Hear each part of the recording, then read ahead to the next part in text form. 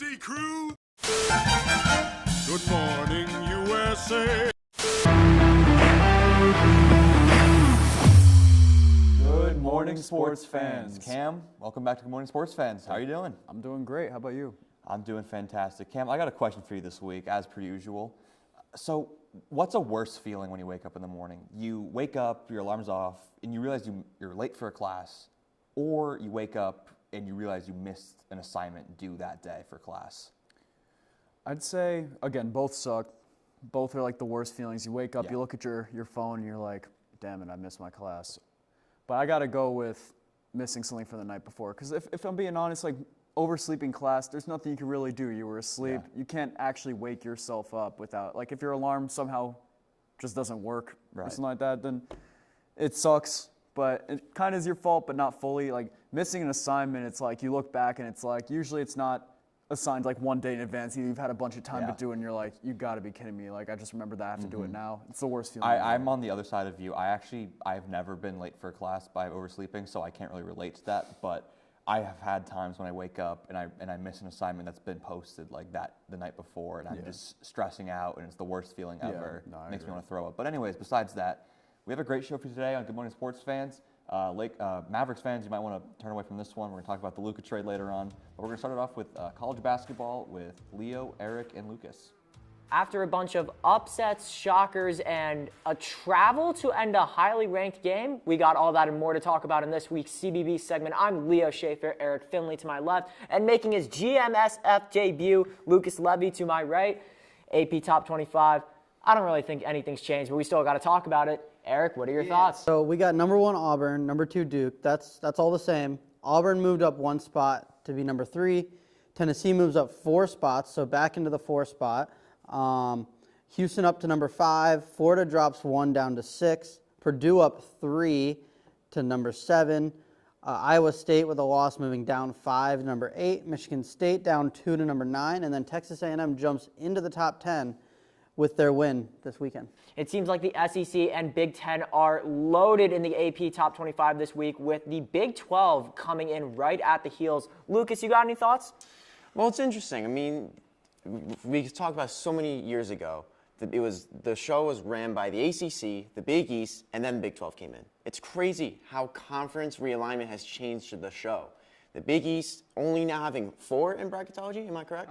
Yep, 4 in bracketology. Which is absolutely wild, considering that like Syracuse and like Georgetown, Providence, Villanova, UConn, like just to name a few teams way back in the day, they're running the show. But now it's like Kentucky, per usual, and now like Texas, or not Texas Tech, because Big 12, Oklahoma, they're in there. Yep. And all 13 teams like Alabama, Auburn, usually football schools are the top teams in basketball, which is absolutely shocking me. In the Big Ten, Ohio State, and in Illinois, again, like 2 teams that you usually don't see in the tournament that much, but here they are. Yeah, so if you look at the bracketology, the SEC, if it ended today, is projected 13 teams. That'd be a single season record. The previous record was 11, set by the Big East, as we were talking about. The SEC has 9 teams ranked right now, and if all 13 of those teams make it, that's only 3 teams in their conference that wouldn't make the tournament. So that's kind of been our theme for the last few weeks on this segment. The ACC kind of falling off a cliff. Only Duke is still in the AP Top 25, and they're at 2. They're one of the best teams in college basketball. Do you expect this trend to keep going for the rest of the season, or do you see, I don't know, maybe another team slip into the top 20s? I think Clemson could get back into the top 25. I think Louisville has a strong team as well. Both teams that are going to be kind of sneaky good come tournament time. But I think for right now, no other ACC team is going to even be sniffing probably the top 10. And I think Duke's your only real shot at getting a 1 seed out of the ACC. Clemson's a nice sneaker pick right there. And I really like Louisville's new head coach. I think he brings a ton of energy, unlike our coach. Yeah. But well, so I've been watching the Louisville head coach, Pat Kelsey, since he was at Winthrop. I mean, I've watched him for a long time, local to where I'm from. He's a great coach, great guy. And I think he's the guy that Louisville needed to turn their program back around. Definitely what Syracuse needed after Jim Boeheim retired, but unfortunately that search is going to have to keep continuing. Lucas, have anything to add on? Yeah, I mean, there's a thing, you got wishes, and then there's reality. Louisville, they got their wishes and their reality. Syracuse, just wishes. Autry, I mean, should I say here? I think he needs to go after this year. I think Syracuse needs to get a guy like Anthony Grant from Dayton, who I think has proven to put together really good teams, and he proven to be a really good coach, developing guys like Obi Toppin, Jalen Crutcher, Tamari Kamara, I believe I'm saying that right. You got it. And recruiting nowadays, I mean, all you got to really do is just, here's a big bag of cash, and boom, he's on your team. Recruiting is not that big of a skill anymore. Money talks. Money talks. NIL has unfortunately taken over the college landscape in not only basketball, but other sports too. Moving on to most surprising games of the week. Eric? Yeah, I think. Let's start off with you. Duke and UNC, you always expect that one to be close and to the wire, and this iteration, it kind of failed. I mean, Duke won by 17. They were up by 22, I believe, at halftime. Cooper Flagg, Con Knuppel, 21 and 22 respectively. UNC's tournament hopes are slowly fading away, and now they've got a coaching decision to make if they miss the tournament this year. Definitely. I would say my game for the week has got to be Texas Tech and Houston. Houston actually, this game went into overtime in Houston. Houston was number 6 going into this game. Texas Tech number 22. JT Toppin actually got ejected for Texas Tech midway through the game. Game in overtime, game on the line. Houston loses on a travel call. Do we see that in college basketball? Well, we see that in the NBA, Yeah, but college basketball, we do not see that much anymore. No. My game of the week, I would have to say, would be the Arkansas at Kentucky game. Obviously, that's marked on everybody's calendar because of Calipari returning to Kentucky after leaving for Arkansas. And man, it was a packed house over in Lexington. I mean, you had like 20,000 or so, maybe even more fans going in, and they booed Calipari. And I think that felt really sweet for Calipari once he beat Kentucky, his old squad, after those boos, because I personally think he didn't deserve those boos. It's absolutely ridiculous that I think he got those boos because he did so much for that program despite being so historic. He brought 47 players that went on to the NBA, and players like AD, SGA, John Wall, Cat, Fox, De'Aaron Fox. So much NBA talent came to Lexington because of Calipari. He brought a national championship there. I just find it ridiculous. A great revenge game for Calipari and his former school. We're going to toss it now to Jason and Ethan with NHL. Thank you, guys. Thanks, guys, and a happy Super Bowl Sunday to everybody. I'm Ethan Koppelman here. Alongside Jason Glick, we're going to talk some puck. Jason, 9 teams within 7 points in the Eastern Conference wildcard picture. Very tight race. Do you have a team that stands out? There's a lot of teams that stand out. I mean, it's looked completely different week after week, but I think a team that stands out for where they sit right now and the talent that they have, I think the Boston Bruins sitting outside of the wild card is a little bit surprising. And to be honest, they've had a little bit of a down year. They stand at 26, 22, and 6, 58 points. They're just 1 point out, and I think they're pretty close. I think they've been playing a lot of hero puck, relying on 2 guys in particular since the start of 2025. David Pastrnak with 14 goals and 14 assists since January 1st. He's really putting the team on his back. And also Morgan Geekie has put in 7 goals. I think a big fault with this team is their goals allowed and their point differential. It's very low. And Jeremy Swayman allows over 3 goals a game, which is pretty bad. And I think that's been their main pitfall. And if that can be cleaned up, I think the wild card spot is theirs. Yeah, that makes sense. I mean, hopefully with the Bruins, you get the coaching bump too. You guys obviously fired Jim Montgomery very early in the season. For me, I got to go with the Lightning. They obviously lost Steven Stamkos early in the year, but the top-level talent that the Lightning have, to me, is still really impressive. Jake Gensel, Nikita Kucherov, Braden Point, Brandon Agel, all 50-point seasons, and I think that's very key. You talk about goal differential, too. For the Bruins, it hasn't been good. The Lightning, it's been over 30. I think that when you take that over a whole season, or what is it, half a season at this point, that's a very good sign. I think that's something that's going to continue and eventually turn into positive results for them. You have anybody else that stands out, maybe a little bit lower in the standings as it sits right now? Yeah, I've noticed over the last 2 weeks, one team in particular has risen up a lot, and that being the New York Islanders. They just lost their first game in 7 straight games. They had a 6-game win streak that was snapped by Florida last night, where they allowed 6 goals. But they've been really hot lately, and it's surprising because it's been a big collective effort for them. No player on their team even has more than 40 points. You have Anders Lee and Bo Horvat with 39 points, but they both have very high plus minuses. Lee with plus 17 and Horvat with plus 14. And I think Ilya Sorokin has really stepped up this year. It may not look that flashy on the stat sheet, but he had a shutout the other night against Philadelphia, and I think that was really impressive. I think that this pace is really surprising, yet I think they can really take it and use this momentum and sneak into the wild card if they keep winning at this rate. Yeah, that makes sense. And real quick, I mean, Columbus, too. They haven't made the playoffs since 2020. In a very crowded Eastern Conference picture, they currently find themselves in a playoff spot, which is very impressive. Again, 2020, the COVID season, that's the last time they made the playoffs. Western Conference is going to be a little bit less tight. I'll just read you guys some stats. Avalanche have the first spot, 64 points. Flames have the second, 59 points. The two teams that are first out are the Canucks and the Blues. They have 57 and 52 points, respectively. Completely different story, Jason. What do you think of the Canucks? Again, they're only 2 points out. They're the first team out of the picture. Do you think they have a chance? The Canucks have been awful this year. I mean, they have 57 points, but when you look at it, it's mainly from all those overtime losses. They've gotten pretty lucky that they've been able to extend those games because they've lost 29 games in total and won 23. And I think that trading JT Miller midseason was a terrible move. They barely got anything back. They got Chetil and Mancini. And they're relying on Quinn Hughes to basically carry them. And I just don't think that's going to take them anywhere. I think this team is pretty bad. They have a minus 16 point differential. They have the least amount of home wins, by the way, in the league, behind only the Utah Hockey Club, who, let's remind you, have moved locations for the first time, so they're just getting settled in. For Vancouver, they've been here for quite some time, so this is pretty embarrassing. They had some good additions this offseason, like Jake DeBrusk from Boston, but I really don't think this team is that good. But somehow, with how bad this Western Conference is, there's a total path to get in. I mean, you have Calgary 59 points, only 2 points ahead. I think there's a real way they can get in. Yeah, I mean, I agree with you, too. That's a good point. The overtime losses, I think, can kind of inflate points artificially, and I don't think that's indicative of a team's, talent.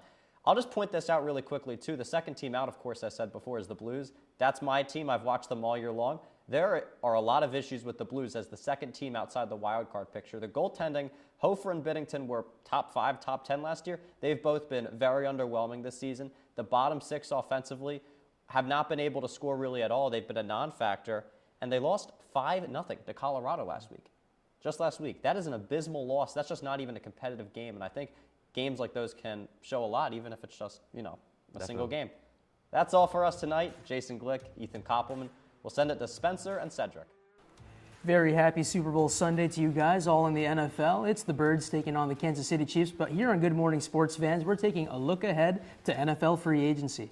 There's a lot of big quarterbacks on the market, and I think we'll start with that. Yeah, one of the hottest commodities on the market this year is the former New York Jet. Revived his career this year in Minnesota with the Vikings. It is Sam Darnold. And Sam Darnold, after a tough end to his season, which saw him throw a couple costly picks against the Rams and against the Lions, his market is going to be very fascinating. I think a few potential suitors are the Las Vegas Raiders, Tennessee Titans, and even the New York Giants. But if I had to bet on where he's going to go, I think due to them dropping down in the draft to the 6th pick, after winning a few meaningless games late in the year, I think Sam Darnold's going to be a Las Vegas Raider. What do you think? You know what? I think Las Vegas is an interesting spot for him. I mean, you have Pete Carroll over there, so, don't rule out Russell Wilson coming back to his former team either if Vegas can't snag him. You know what? I also think the Giants is an interesting spot. You know what? There's a lot of talk around them getting Shedeur Sanders, but do they make the move for Travis Hunter? I'm not sure. If they do make the move for Travis Hunter, it makes all the sense in the world for Darnold to go there. NFL Comeback Player of the Year, right on neck and neck with Joe Burrow. So. Yeah, I think that Sam Darnold is still more than a capable quarterback. Obviously, had his fair share of struggles to end the year, but I think if a team like the Giants or Titans or Raiders is willing to take a flyer on him, I think it would be a solid move, unless they give him too much money, obviously. Now we're going to shift our focus to Russell Wilson, Pittsburgh Steelers, and my kind of opinion on Russ, I think he's going to stay in Pittsburgh for one more year. What do you think? I'm not sure about that. They had 5 straight losses to end the year, 10-3 record, bounced out early in the wild card round. Like I said, I wouldn't be too surprised to see him back with Pete Carroll in the Las Vegas Raiders uniform. You know what? It might be a year of development. This quarterback class is, relatively weak. Relatively weak. So I wouldn't be surprised to see Wilson as a Raider. Interesting. I could see the Raiders, but I just think Pittsburgh they're kind of complacent with being a mediocre to slightly above average team, and I think I think both Fields and Wilson kind of fit that bill. With that being said, that's it for the quarterbacks. Now we're going to move on to the wide receiver position, and we're going to start off with Houston Texans receiver Stephon Diggs. What do you got? I don't know, man. This is tough. This is tough. You know what? Big injury to end the year. I wouldn't be surprised if the Los Angeles Chargers make a move for him. I also see the Los Angeles Chargers making a move for T. Higgins. You had Ladd McConkey having a breakout year with the Chargers, but having that 1-2 punch in the receiving core can be huge for Los Angeles, especially with a great head coach like Jim Harbaugh.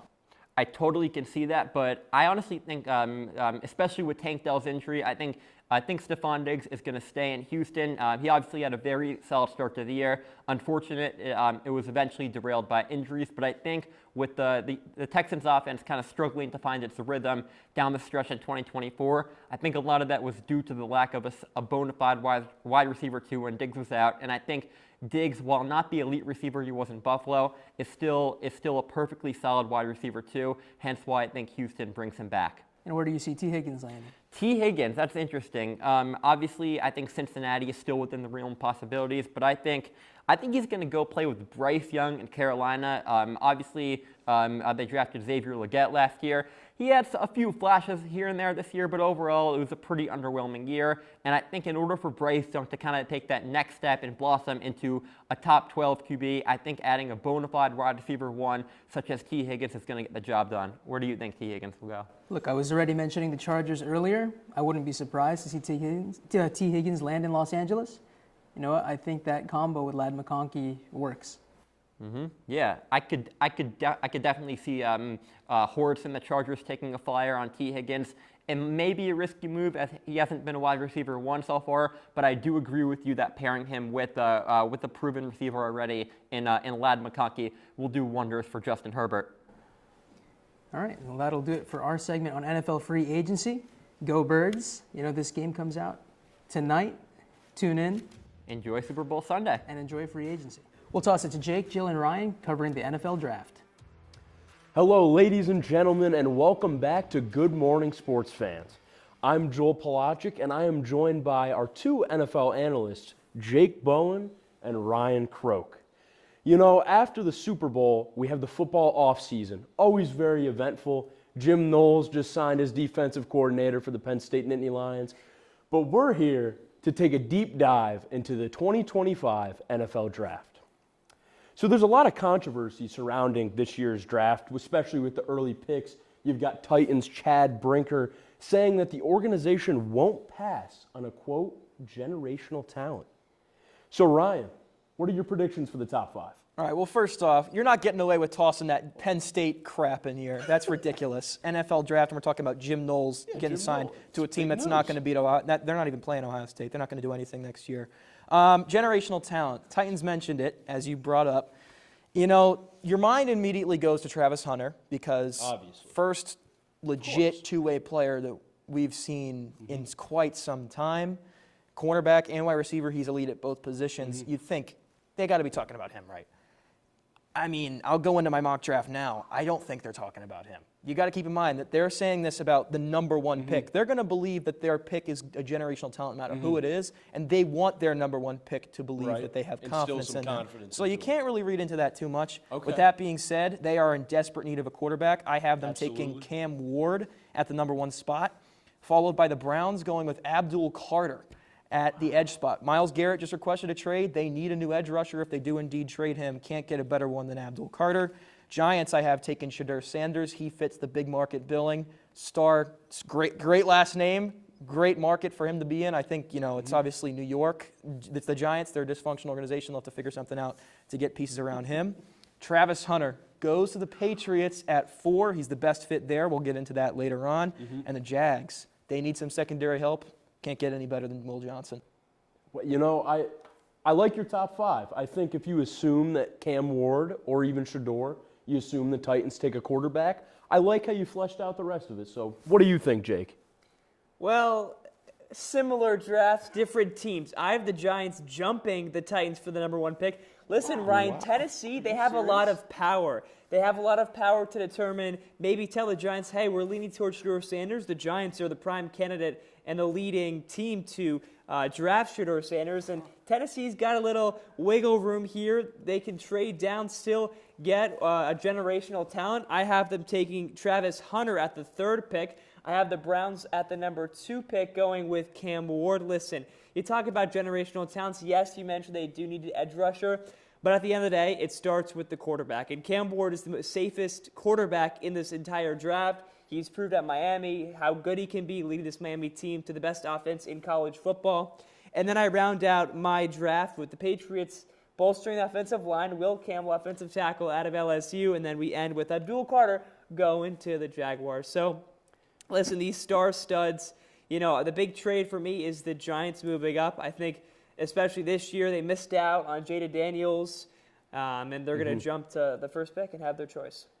You talked a lot about quarterbacks, Jake. You see Cam Ward, Shedeur Sanders, both posting Heisman-level campaigns in their last college football seasons, but still a lot of uncertainty and criticism surrounding this quarterback class. Do you think that there's a franchise guy in here, or is it a weaker class compared to previous years? Joel, I think it's one of the more weaker classes this season compared to other seasons. There's really 2 guys who really shouldn't be going in the top 5, let's be honest. There are way better prospects. Shedeur Sanders, to me, is a mid-first round pick. I think Cam Ward could go in the 4 through 9 range of picks, but it's just weaker. But you see, this year, the demand for quarterbacks is super high. You've got a bunch of teams that are trying to go out and get their franchise guy. That's just not going to happen. You're not going to have a team like Las Vegas that's going to draft or reach on a quarterback this early in the draft. I mean, they shouldn't. But it's just not what's on the board. And if you're a GM, you got to look at what's on the board and pick accordingly. So, Ryan, I mentioned generational talent earlier, and when I hear that, I go to Travis Hunter. Do you think he can play 2 sides in the NFL? Yeah, and all this talk about him, he's not going to be able to play that way at the next level. I think it's ridiculous. Listen, this dude is the best 2-way player that we've seen in a long time. And who was he playing under? Deion Sanders, who, by the way, played not only offense and defense, he played special teams too, and he was pretty good at that as well. So he's learning from a guy who knows how to play both sides of the ball and did it successfully at the pro level. And Travis Hunter is a better wide receiver than Deion was coming out of college. Absolutely. I'm just saying, I think this guy, listen, he is the best wide. He would be so many of these teams' day 1 wide receiver in the top 5. He'd be the Titans' day 1 wide receiver 1. The Browns, besides Jerry Jeudy, you could argue he's their day 1 wide receiver 1. I would say no, Jerry Jeudy gets the deference, but he's on that list. And then the Patriots, easily their day 1 wide receiver 1. But Ryan, this is the NFL. Travis Hunter, yes, he can play both sides in college. The NFL guys are tougher, they're faster, they move quicker. Listen, Travis Hunter's just a wear and tear product. If he doesn't pick a position, he's just going to wear and tear out of the league in about 5 years. I do not understand why you're saying that, considering he played so many snaps successfully at the college level. I'm not asking for him to play 90% of snaps on offense and defense, especially in his rookie season. I don't think he will. I'm saying at some point in his NFL career, maybe 3-4 years into his career, he will be playing the majority of the snaps at both corner and wide receiver. I'm not asking him to be a wide receiver 1 or even a cornerback 1. Cornerback 2 and wide receiver 2 is all you really want out of that guy, and he could totally be a team's cornerback 1 on a championship contender. We have a dispute here. Jake, I want to say I like your eagerness. You have the Giants jumping up in the draft, but I'm going to have to tilt my cap to Ryan Croak. I think he has a better, more complete mock draft, and he also beat you in NCAA 25, 70-14. With that being said, let's pass it to Ellie, Tommy, and Teddy for the NBA trade deadline. Hello, everyone. We are here on one of the hottest days in NBA history, hottest weeks in NBA history, guys. The biggest trade in sports history just went down a few days ago. What are your reactions to Luka going to the Lakers? Okay, well, I'm going to be honest. I think this has got to be one of the worst trades in NBA history. That sounds like a very strong take. But let me tell you, I just don't find this to be a good match for either team. I mean, Luka, I'm going to be honest with you, he's 25, in his prime, averaging 31.5 points a game over 3 seasons, 28, 8, and 8 before he got injured earlier this year. Why in the world are you trading away your best player? Probably one of the best talents we've seen come into the NBA in the last 10 years. That, to me, is baffling. And, of course, the Lakers getting him is a huge plus. in the long run. But I think in the short term, if LeBron is trying to win a title there, it's like a horrible move. It just seems to me that their play styles are way too similar. They're going to be kind of competing to have the ball in their hands on the court. I personally thought they would want to make a move to get Kyrie. I thought that was always the plan, but I guess I'm wrong. Ellie, what do you think, man? Before we get into the nitty-gritty of it all, let's just talk about how momentous this is. Yeah. You spoke about it for a little bit. Now, this is one of those sports moments where you're not going to forget where you were. And, KD going to the Warriors, Ray Allen's Game 6 shot, Kobe's last game, those are just some NBA moments for me that I'll never forget where I was. But first off, for the Mavs, I think short term, they did not lose this trade. I think Anthony Davis, Klay Thompson, Kyrie Irving, and the combination of the role players they have, which I think is a really, really nice group of role players, I think they could win a playoff series, potentially even 2, if they have everyone healthy. But long term, you can't downplay what the next 10 years looks like for both of these teams. The Mavs just traded away, like you were saying, arguably the best player in the NBA, one of the best players ever, I think, one of the most skilled players ever to play in this league. And now the Lakers for the next 10 years are going to be contenders no matter who else is on the roster, because Luka Dončić is just that good. And I'm going to have to disagree with you, Teddy. I think that LeBron and Luka is actually going to work well. I think LeBron is an underrated player off the ball as a power forward, and I think that him and Luka are going to work well, and we're going to talk about it in just a little bit. I don't think they're done making moves yet either. I agree. I think that this trade definitely works out for the Lakers more than the Mavericks. I feel like, and it's no disrespect to Anthony Davis, but like trying to argue that they're better short-term wise, it's like you were literally just in the finals last year. So it's like, it's not like you were like pieces away or playoff series away. Like you were right there trying to be able to win a championship with this core. So I just feel like trading away Luka for Anthony Davis, like maybe you get back to the finals, but I don't think they will. And the report that came out is the main reason why they got rid of Luka was because of his conditioning and the fact that in the finals last year, his defense wasn't up to standard. I feel like you have to figure out ways to motivate him internally rather than being like, all right, that's the straw that's going to break the camel's back to get rid of him. If you look at a guy like Jokic, who's probably the best player in the league, he's not in very good shape. He doesn't move very athletically, and he's the best player in the league. Exactly. Well, Luka's hungry. I mean, the dude is 25. His conditioning can get better. I think that is a plus of him going to the Lakers, to be honest with you, is being able to be mentored by LeBron, whose conditioning regimen is off the charts. I mean, look at him. He's 40 years old, still balling out. No doubt. So that is definitely a huge plus for the Lakers now, getting Luka, who will potentially replace him. And I agree with Ellie. I feel like their play styles, they'll be able to figure it out. If him and Kyrie were able to figure it out, and LeBron and Kyrie were able to figure it out, and AD and everybody LeBron's ever played with, they figured it out. Yeah, I mean, Luka is definitely a more exceptional talent than AD at this stage, but the Lakers are losing a lot of height. So they got to figure out not only their backcourt situation depth-wise, but their front court as well, because they're depleted right now. They're definitely going to need to add a center. That was a need before they got rid of AD, and now they really need it. So I feel like that'll be something that comes in the next 48 hours as well. But what's a move that in the next 48 hours before trade deadline you guys are looking at? Yeah, so I think that's exactly what I was going to say, that I think that Rob Pelinka, general manager of the Lakers, is going to get back on the phone and call Brooklyn and try to get one of their 2 centers, maybe even both. They tried to get Day'Ron Sharpe in the trade with Dorian Finney-Smith, but it just didn't work out with the additional draft capital. I think if they want to make a swing for the fences, they go for Nicholas Claxton, who is going to be a little bit pricier, but they could trade Rui Hachimura, Gabe Vincent, and a first-round pick for what is one of the best rim defenders in the NBA right now. Yeah, I think there's going to be some small forwards on the move. They're talking about Kevin Durant possibly going back to the Warriors, which I think is crazy because I know they're trying to get Jimmy Butler. So it's either going to be Jimmy Butler or KD that the Warriors get. If they get KD instead of Jimmy, honestly, this might be a shock, but there's a chance. I was looking into it. Jimmy Butler could land up in the Milwaukee Bucks uniform to pair him up with Damian Lillard and Giannis. They could trade away Chris Middleton or Bobby Portis and really get that dynamic big 3 that they're looking for. Speaking of Jimmy, I feel like he's going to be a Philadelphia 76er. If you look at Daryl Morey, he's the most active GM in NBA history. At the deadline, he makes moves no matter what. The team needs to make moves because of the fact that they're 11th in the East right now.